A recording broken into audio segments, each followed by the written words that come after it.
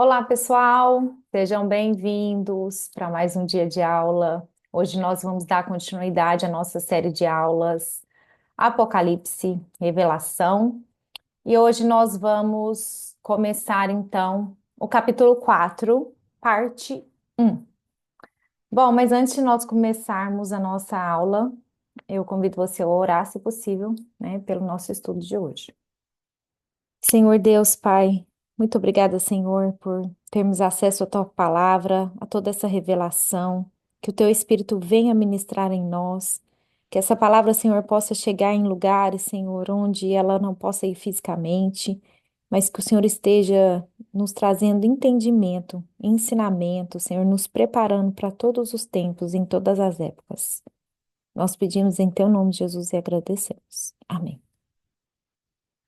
Amém. Vamos lá, então. Bom, o objetivo de hoje é começarmos o capítulo 4. Nós vamos fazer do versículo 1 ao 4 e nós vamos falar então sobre a porta do céu, o trono, a porta aberta no céu, o trono do céu, o trono no céu, visão de Deus e os 24 tronos. Bom, então vamos começar a nossa leitura então, capítulo 4, versículo 1. Depois dessas coisas, olhei e diante de mim estava uma porta aberta no céu. Então, aqui a gente vê uma mudança na visão de João, né? Então, ele estava vendo, ele estava nas cartas das igrejas, de repente ele tem uma nova visão, né? Então, que nova visão? Uma porta aberta no céu. A voz que eu tinha ouvido no princípio, falando comigo como trombeta, disse: Suba para cá e lhe mostrarei o que deve acontecer depois dessas coisas. Bom, então nós vamos ver as possibilidades, então, de alguns detalhes dessa passagem, desse versículo. Bom, que voz do princípio que João está falando, né? Nós podemos entender que ele está citando a mesma voz que falou com ele lá em Apocalipse capítulo 1, versículo 10, no qual ele fala: No dia do Senhor achei-me no Espírito e ouvi por trás de mim uma voz forte, como de trombeta. Então aqui ele fala também que a voz que ele ouviu no princípio, né, falando como voz de trombeta. E dizia: Escreva num livro que você vê e envie a estas sete igrejas: Éfeso, Esmirna, Pérgamo, Tiatira, Sardes, Filadélfia e Laodiceia.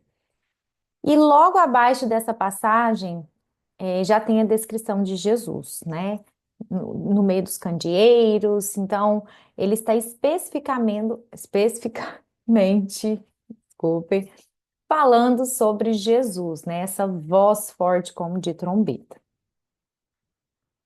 Bom, e o que Deus revela então para João? Uma perspectiva do céu. Quem não quer ver o céu? Nós queremos ver o céu, né? Aí o pessoal fala, vamos ver o céu no momento certo, Deus. Bom, Deus então ele nos dá a oportunidade de vermos a história, né, por trás da perspectiva dele. Então, quem realmente reina? Quem realmente está no trono? Então, de um povo daquele tempo, com aqueles reis severos, ruins, então reinando com todo o poderio, perseguindo, né, a igreja. Então, Deus ele nos dá agora uma visão de quem realmente está no trono. Então, Deus ele vai mostrar através dessas visões que ele deu para João que ele tem todo o poder, que ele tem domínio de tudo, que ele governa, que ele reina, que é ele que está sentado no trono. E ele nos dá então a oportunidade também de ver um pouquinho do céu através dos olhos de João, né? E ter essas visões também junto com ele, participando, né, dessas revelações, então, que nós hoje podemos ter acesso, né? Bom, o capítulo 4 é um dos meus capítulos favoritos, porque tudo aqui é bom, né? A gente só vai ver coisa boa. Depois, os outros favoritos é o 21, 22, que já acabou tudo, já passou tudo, e a gente já tá com o Senhor, né? Então, meus capítulos favoritos do Apocalipse. Bom, vamos continuar então na leitura. Agora nós estamos no versículo 2. Imediatamente me vi tomado pelo Espírito, e diante de mim estava um trono no céu. e nele estava sentado alguém, que nós vamos aqui passo a passo, tá? Bom, João, ele fala que ele está tomado pelo Espírito. Como entender isso? Como alguém é tomado pelo Espírito? Será que ele estava fisicamente, espiritualmente, no Espírito Santo? Como é que é isso, né? Bom, e ele fala então que ele viu também um trono no céu. E a gente vai falar um pouco sobre trono, né? As pessoas da Bíblia que tiveram a oportunidade de ver o trono de Deus. E este que está sentado, né, no trono. Quando ele fala sentado alguém, a gente entende também que é Deus, né? Bom, mas vamos lá pelas possibilidades primeiro. Possibilidade do Espírito. Bom, o que seria estar no Espírito? Nós vamos pegar uma ajuda do apóstolo Paulo. Vamos ver se ele nos ajuda. Então, Paulo, em 2 Coríntios, capítulo 12, ele fala: Conheço um homem em Cristo que há 14 anos foi arrebatado ao terceiro céu. Você pensa, eu nem sabia que tinha o segundo, quanto mais o terceiro. Onde fica o terceiro, né? Nossas dúvidas, né? Genuínas, né? Nossas dúvidas genuínas. Se foi no corpo ou fora do corpo, não sei. Deus o sabe.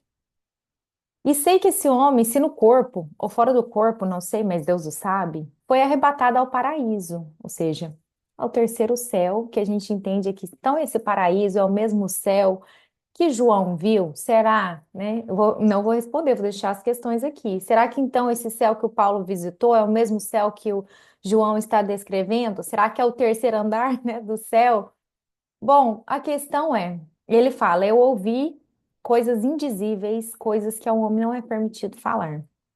Ou seja, ele nem encontra palavras para descrever, né? Bom, essa questão de João estar em espírito sempre vai ficar em aberto. Por quê? Porque a gente não tem acesso a isso, né? Se Paulo teve a experiência, né, de ser arrebatado ao céu, e ele mesmo não soube se ele estava em corpo ou fora do corpo, e ele teve a experiência.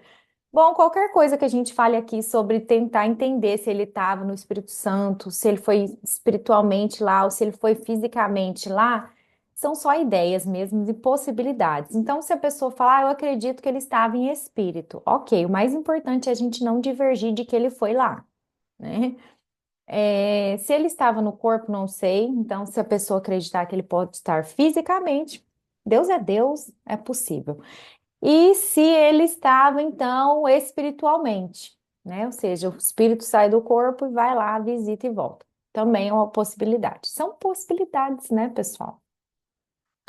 Bom, então, essa questão de estar no espírito é isso. Então, porque a pessoa pergunta, como é que é estar no espírito? Pois é, eu não consigo, ahn, descrever isso, né? O Paulo também nos deixou em dúvida. Ele fala, não sei se é no corpo, não sei, se é fora do corpo. Então, fica a incógnita aí, né? Porque o objetivo da Bíblia, pessoal, ele não é responder todas as nossas curiosidades e as nossas perguntas, mas é a gente entender a ideia principal. Então, na ideia principal, esse local existe, né? E é possível visitá-lo, né? E vê-lo. Bom, falando agora do trono. O trono, aí vai outra questão que nós temos possibilidades, né? Primeiro, que o trono, ele é um símbolo de quê? De reino, né? De poder, de autoridade, dos soberanos, de um governo, né? Essa é a ideia que a gente tem sobre trono. Bom, o trono, ele pode ser um trono no sentido simbólico, de simbolizar ali que quem está comandando os céus e o universo é Deus, então aqui é um objeto simbólico para João entender quem está governando tudo. Mas, Renata, é possível que tenha um trono mesmo no céu? Para quem crê é possível, né? Como eu disse, Deus, gente, ele pode fazer da forma que ele pensar. Então, ele pode ter mostrado a visão para João no trono de uma ideia ou no trono real lá no céu. Ele pode ter um trono lá, ele pode, ele é Deus, né? Eu sempre vou falar isso, que ele pode tudo, né? Bom, teve mais uma pessoa que viu algo do céu, né? Quem? Bom, eu vou citar aqui Moisés, olha, mas eu vou pegar lá em Hebreus, capítulo 8, uma mistura, né? Pegou em Hebreus para falar de Moisés e a gente está em Apocalipse, é isso aí. Ou seja, essas aqui são as outras passagens que eu vou conectar agora, nós vamos conectar com esse capítulo 4. Olha o que diz nessa passagem. Eles servem num santuário que é cópia e sombra daquele que está nos céus.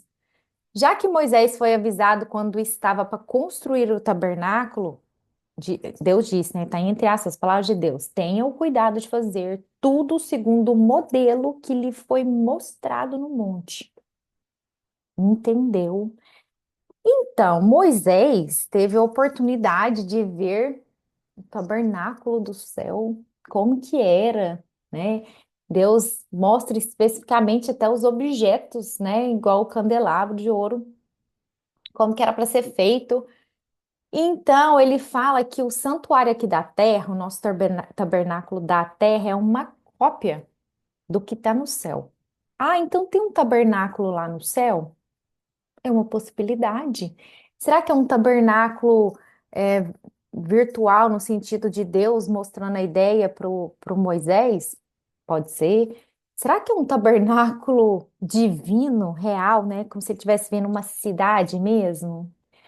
Cidade não vai ser imaginária, porque a Nova Jerusalém, ela existe, ela vai descer, e ela é específica, ela tem portas, fundamentos, ruas, né? Então, eu creio numa Jerusalém verdadeira, né? Então, pode ter um tabernáculo no céu, e aí Deus mostra o verdadeiro lá no céu, e aí Moisés faz uma cópia do tabernáculo aqui na terra. É uma possibilidade, tá?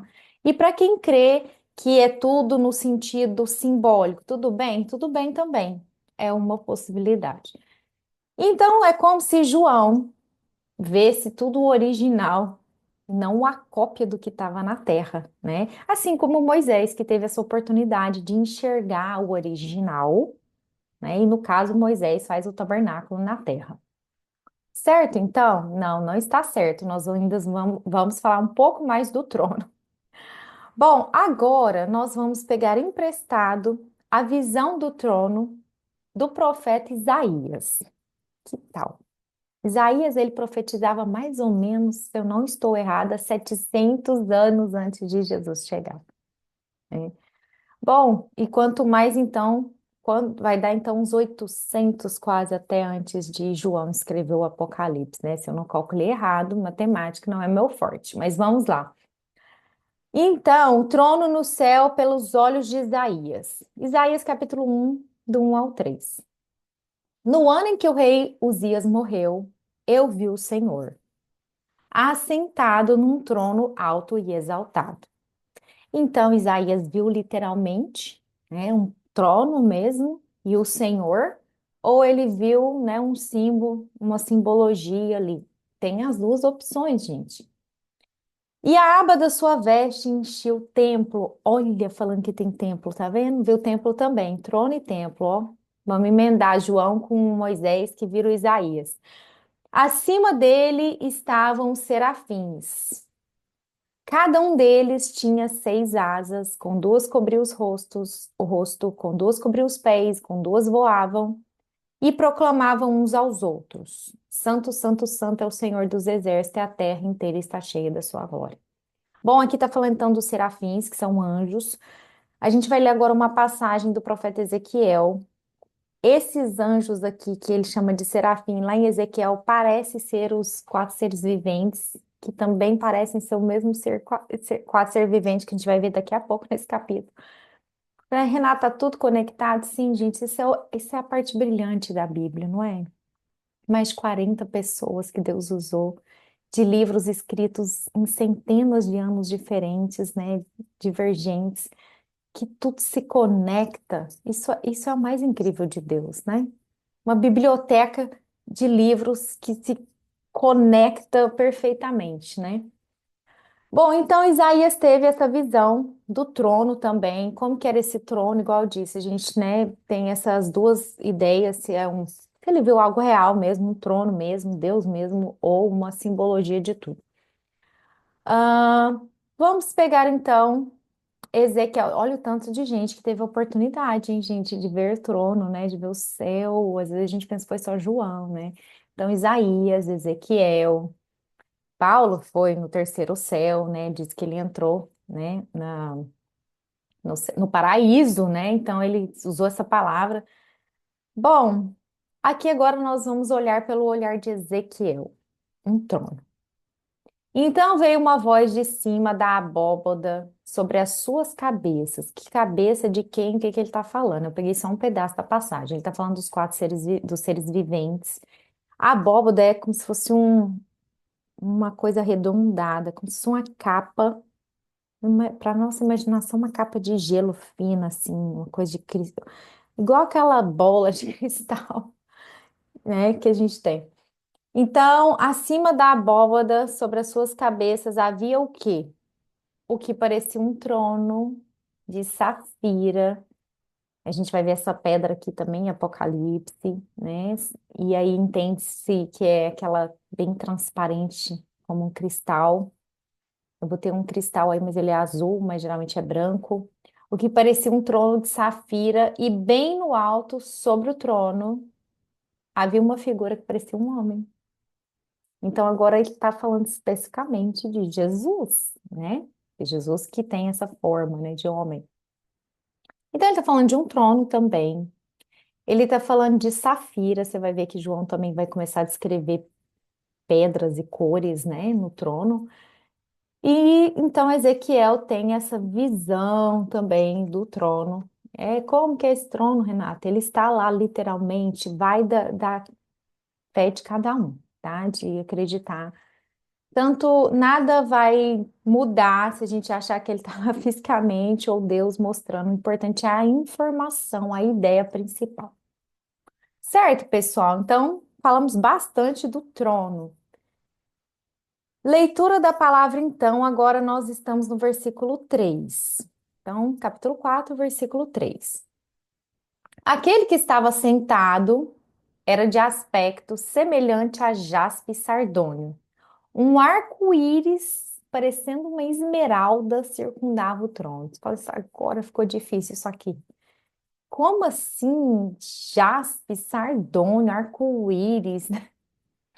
Pessoal, isso aqui é uma forma, foi um grande desafio para João descrever, né, a glória de Deus, o brilho, a, é, a dimensão daquilo ali. E algo que era mais comum para eles na época seria pedras, né?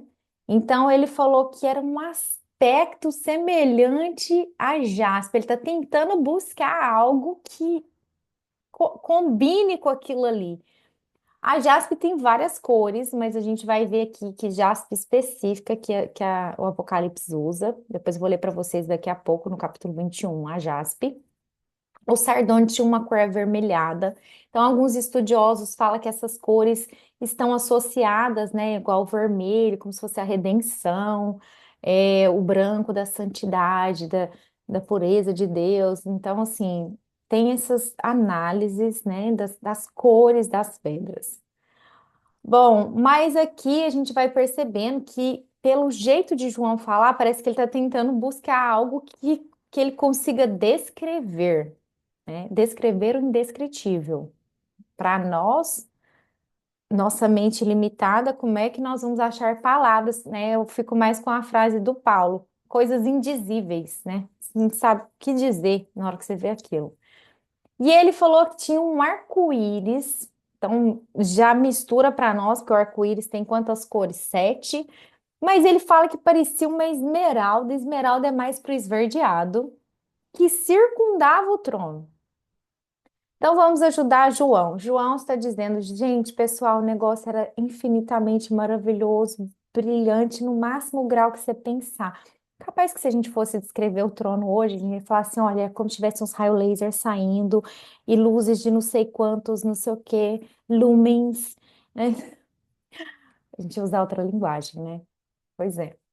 Mas é isso, gente, a glória de Deus sendo descrita aqui, desse trono aqui maravilhoso. Bom, eu falei para vocês sobre a pedra, a jaspe, né? E aí a gente vai ver que aqui ele dá uma ideia de que ela realmente ela é cristalina, branca mesmo. Aonde que a gente pega essa pedra agora? Em capítulo 21.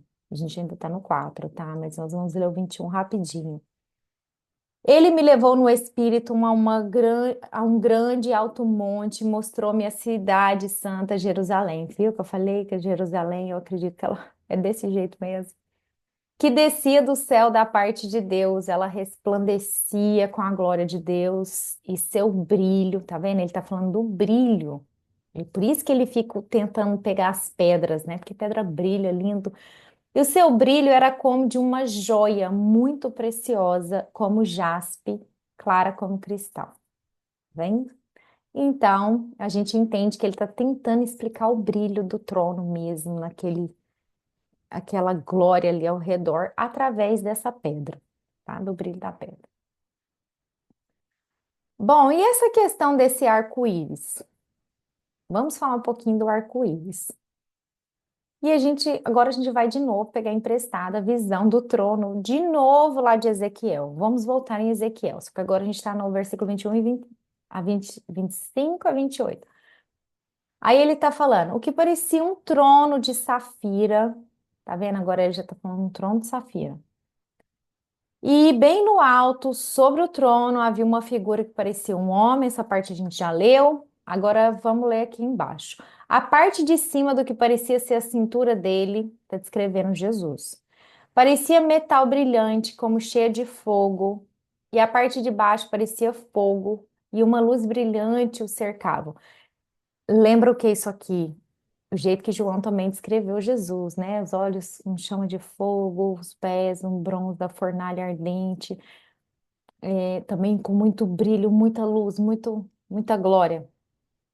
Tal como a aparência do arco-íris nas nuvens de um dia chuvoso, assim era o resplendor ao seu redor. Essa era a aparência da figura da glória do Senhor. E quando eu vi, prostrei-me com o rosto em terra e ouvi a voz de alguém falando. Nossa, gente, que fantástico! Imagina ter essa oportunidade, essa visão aqui. Bom, então, Ezequiel usa dos mesmos artifícios, né, das mesmas ideias do que a pessoa tem, que é comparar com arco-íris, porque tem brilho, cores, com pedras, para descrever o quê? A glória do Senhor, né? E o arco-íris, ele tem, na verdade, o quê? 7 cores, né? Eu vou falar um pouquinho para vocês das cores daqui a pouco. Mas para a gente entender que é 7, né? 7 cores. Lembra que o número 7 é muito importante? Completude, né? Quando engloba tudo, algo perfeito. Então, quer dizer, todas as cores conectadas perfeitamente ali para mostrar a glória de Deus, né? No 7. Porque ele está falando do arco-íris, né? E ele tem 7 cores, tá? Bom, falando em arco-íris, cores e pedras, vamos falar um pouquinho sobre pedras? Deus gosta de pedras, né? Nós vamos ver como ele descreve a Nova Jerusalém, as pedras, as cores, os fundamentos. Bom, e Deus, ele gosta mesmo de pedras e cores, né? Deus gosta de muito brilho. Mas eu queria trazer para vocês uma curiosidade, tá? Números para Deus é muito importante. A gente já está aprendendo isso aqui em Apocalipse. A gente vê que números têm significados aqui, né? Então, nós falamos do número 7. Então, nós vamos, vamos falar sobre o número 7 no sentido de vai ter 7 selos, 7 trombetas, 7 dias, né, da criação, de tudo. Bom, então tem muito 7 por aí. Nós vamos ver que Deus também mostra o número 3, né? Então, o número 3 é muito importante, que mostra essa unicidade de Deus, né? Essa, a gente usa a palavra, né? Unicidade, a trindade, vamos dizer assim, né? Três em um, né? E para a gente só lembrar, o arco-íris, ele é formado por 7 cores. E o número 7, né? Então, tem essa ideia de perfeito, de completude. Mas ele vem de 3 cores, olha que legal, que representa o que é a divindade mesmo, Deus, né? O 3. Então, de 3 cores se formam todas as outras cores e se completa tudo, né? Até nas cores, Deus tem a marca registrada dele. Então, ele, do 3 ele faz o 7, ele completa tudo, ou seja, é todo o poder dele e a completude dele em cada coisa criada.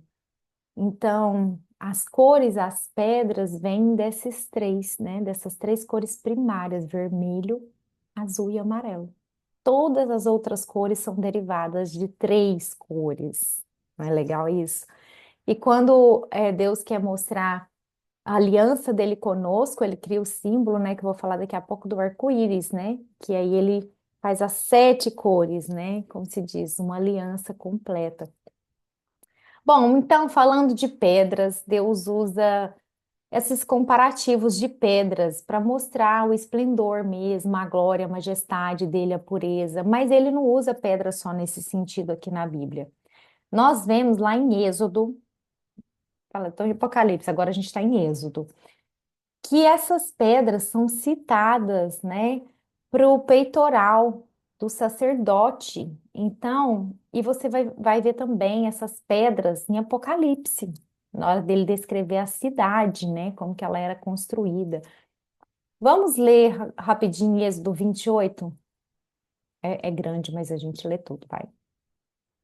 Faça um peitoral, se que Deus dá na ordem, né? De decisões, trabalho artesanal. Faça como o colete sacerdotal, de linho fino, trançado de fios de ouro, de fios de tecido azul, roxo e vermelho. Aqui você vê que ele já está usando as cores primárias, ó, tá vendo? Então, o ouro como o amarelo, o azul e o vermelho. Tá vendo? O roxo já é uma mistura. Deus ama as cores, gente. Tudo tem sentido para ele, né? Porque Deus não faz nada sem propósito. Ele é fantástico. Será então quadrado como um palmo de comprimento, um palmo de largura e dobrado em dois. Em seguida, fixe nele quatro fileiras de pedras preciosas. Na primeira fileira haverá um rubi, um topázio, um berilo. Na segunda, uma turquesa, uma safira e um diamante. Na terceira, um jacinto, uma ágata e uma ametista. Na quarta, um crisólito, um ônix e um jaspe. Serão 12 pedras, uma para cada um dos nomes dos filhos de Israel. Cada uma gravada com um selo com o nome de uma das 12 tribos. Aonde você vai ver também os nomes deles gravados nas portas de Jerusalém, da Nova Jerusalém, hein? Então, Deus grava os nomes nessas pedras, né, no colete sacerdotal das 12 tribos. E aí, vamos terminar. Eu trouxe para vocês da cidade, da muralha, né, de Apocalipse capítulo 21. Olha que legal, tanto de pedras. A muralha era feita de jaspe, e a cidade de ouro puro. O ouro puro, pessoal, então a gente pensa numa cidade amarela, né? Que a gente pensa naquele ouro que a gente conhece aqui. Mas quando o ouro ele é puro, ele passa por toda a purificação, ele fica claro como vidro. Entendeu? Olha que diferente. Então a gente tem que ajustar a nossa imaginação. Então, a muralha era feita de jaspe, e a cidade de ouro puro, semelhante ao vidro puro, tá vendo? Então, bem transparente, não é esse ouro que a gente conhece aqui. Vai ficar bem pesado, né? Os fundamentos dos muros da cidade eram ornamentados com toda sorte de pedras preciosas. O primeiro fundamento era ornamentado com jaspe, o segundo safira, terceiro calcedônio, esmeralda, sardônio, sardio, crisólio, berilo, topázio, crisópraso, jacinto e ametista. 12, 12 fundamentos, né? Onde também tem os 12 fundamentos. O que está gravado? Os nomes dos apóstolos. Não é legal? Então, nas 12 portas e os 12 fundamentos, né? Isso aí a gente vai entender o número 12 hoje, daqui a pouco. Bom, para mais curiosidades, então, a gente continua aqui. Arco-íris. Então, nós falamos, toda hora eles citam, né, Ezequiel, João, essa questão de ter um arco-íris ao redor do trono. Renato, o que que é isso? Onde que aparece arco-íris na Bíblia? Bom, o arco-íris é um símbolo da aliança de Deus, né? As pessoas hoje usam o arco-íris em diversas outras ideias totalmente contrárias à palavra de Deus, tá? O arco-íris foi criado por Deus, ele representa uma aliança dele, um sinal da fidelidade dele, da promessa dele para nós. E também ele é usado, né, para descrever essa glória dele, por causa dessas cores, dos brilhos, né? Bom, e a gente vê então o significado do arco-íris em Gênesis, agora vamos lá para Gênesis, capítulo 9. E Deus prosseguiu: Este é o sinal da aliança que eu estou fazendo entre mim e vocês, e com todos os seres vivos que estão com vocês, para todas as gerações futuras. O meu arco, que eu coloquei nas nuvens, que é o arco-íris, será o sinal da minha aliança com a terra. Quando eu trouxer nas nuvens sobre a terra e nelas aparecer o arco-íris, então me lembrarei da minha aliança com vocês e com os seres vivos de todas as espécies. Nunca mais as águas se tornarão um dilúvio para destruir toda forma de vida. Então, o arco-íris, pessoal, é um símbolo de Deus, tá? Tem que ser usado para Deus. É Ele que usa, é Ele que coloca o arco nas nuvens, é um símbolo de aliança dele. Então, esse símbolo, então, a gente vê ele de novo no trono, né? Então, também pode simbolizar esse arco-íris estando lá, das promessas, alianças e fidelidade que ele tem dele conosco. Então, é um lembrete também para nós, quando a gente vê um trono e vê o arco-íris, porque o arco-íris tem que nos remeter à promessa, né?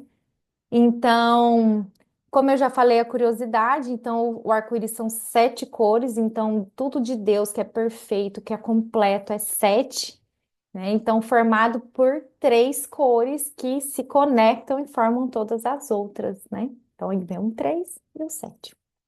Bom, eu vou ler só mais essa passagem sobre esse arco-íris no trono aqui. Vamos voltar lá em Ezequiel um pouquinho, né? Só porque eu citei o arco-íris e fala: tal como a aparência de um arco-íris nas nuvens, de um dia chuvoso. Então, tá vendo que ele nos remete a essa ideia? Assim era o resplendor ao seu redor, era a aparência da figura da glória do Senhor. Então, um Deus que nos lembra de toda a sua fidelidade, né? Em cada símbolo que ele mostra.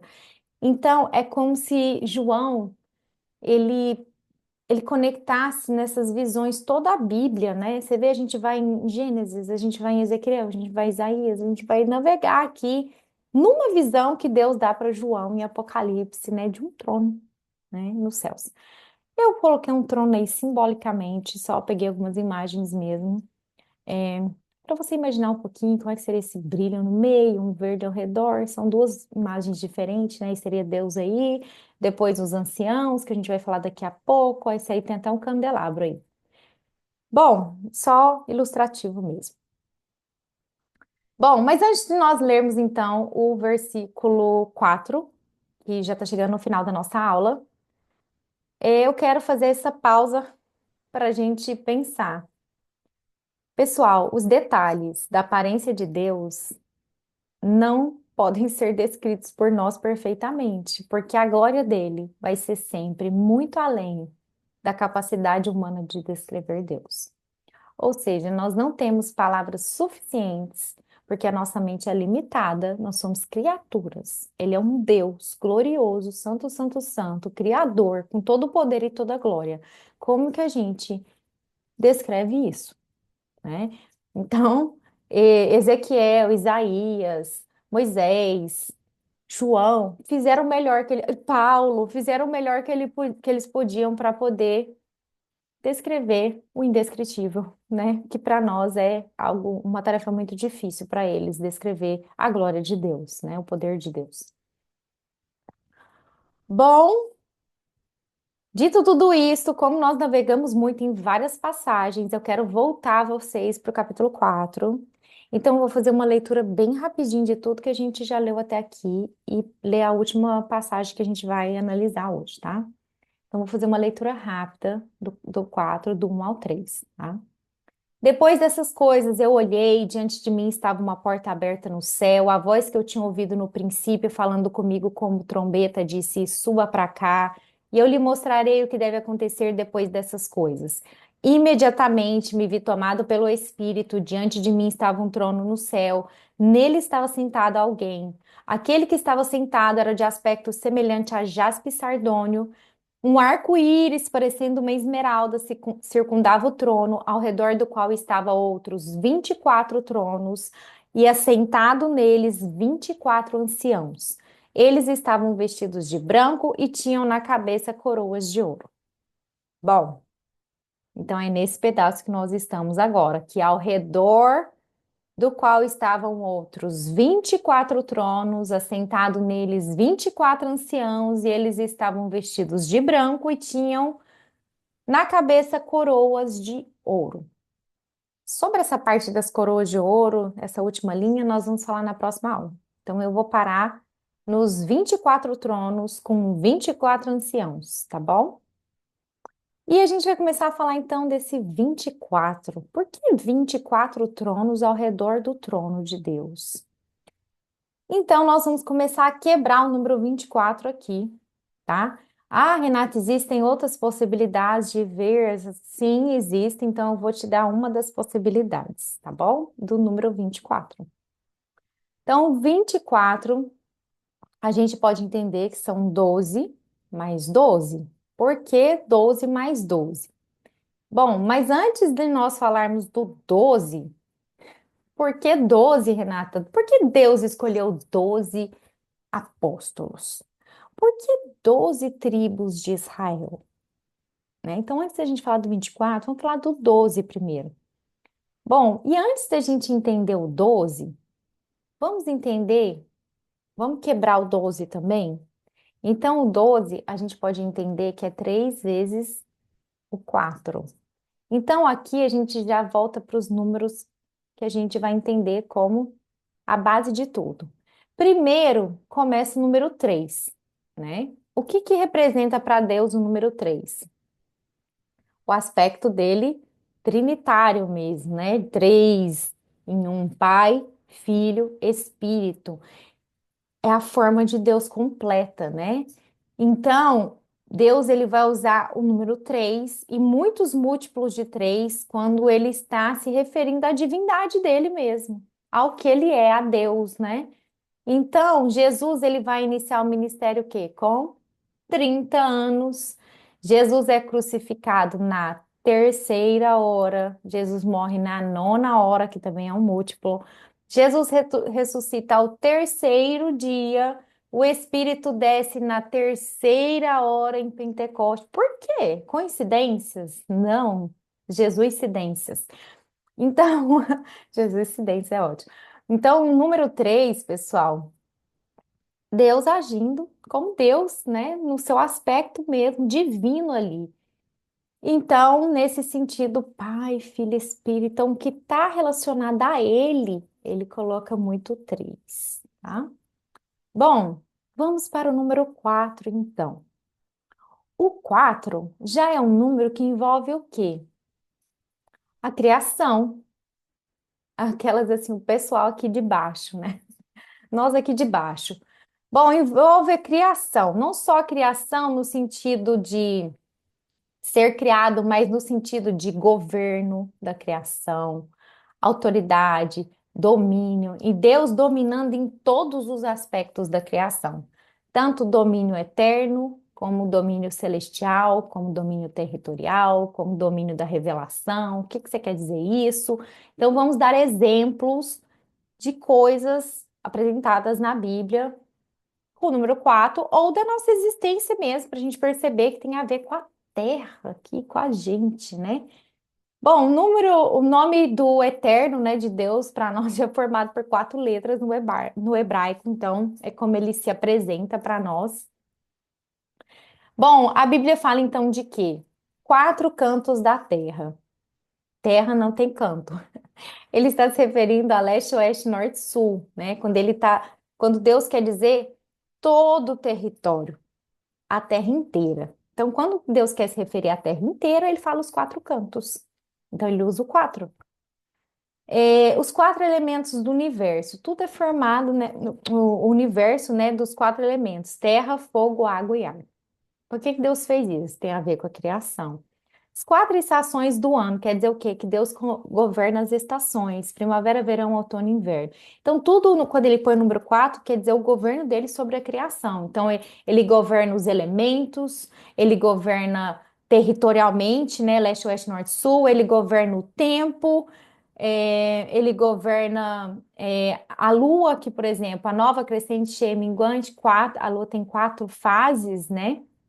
Ele governa a revelação, que tem quatro evangelhos, Mateus, Marcos, Lucas e João. Os quatro seres viventes que também estão associados ao que é a terra, a criação, né? Cada um tem os seus símbolos, a gente vai ver isso depois. Homem, leão, boi e águia. Os quatro cantos do tabernáculo, né? As tribos eram divididas, né, em quatro cantos. Os quatro cavaleiros do Apocalipse, que vão trazer os juízos aqui para a terra. E aí vai um monte de quatro, gente. Ah, Renata, isso aqui é o quê? É uma forma de ver, né? É uma possibilidade, né? Do 3, do 4. E aí, com 3 e o 4, forma o quê, pessoal? O 3 e o 4 vai formar 12.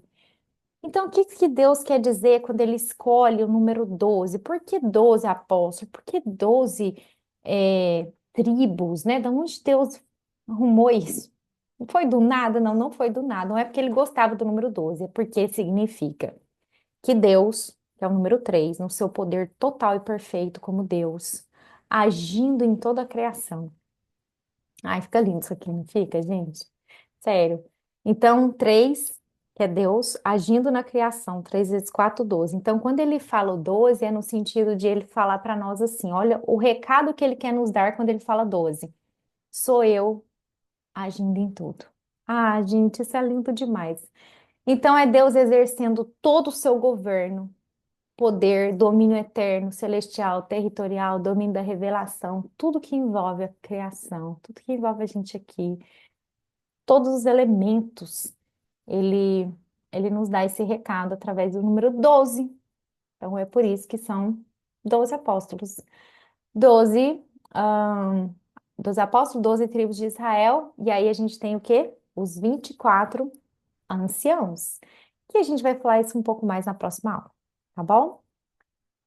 Muito obrigada pela participação. Espero que esteja ajudando você a ler o livro de Apocalipse. E o objetivo dessas aulas é encorajar você a ler a sua Bíblia em casa todos os dias, entender as mensagens de Deus e conseguir manusear o seu livro, né? Esse livro precioso para nós. E não somente lá nos nossos domingos ou nos grupos, mas que você tenha o contato com a sua Bíblia, né, de conhecê-la, tá bom? Muito obrigada pela presença e a gente se vê até a próxima aula. Tchau, tchau.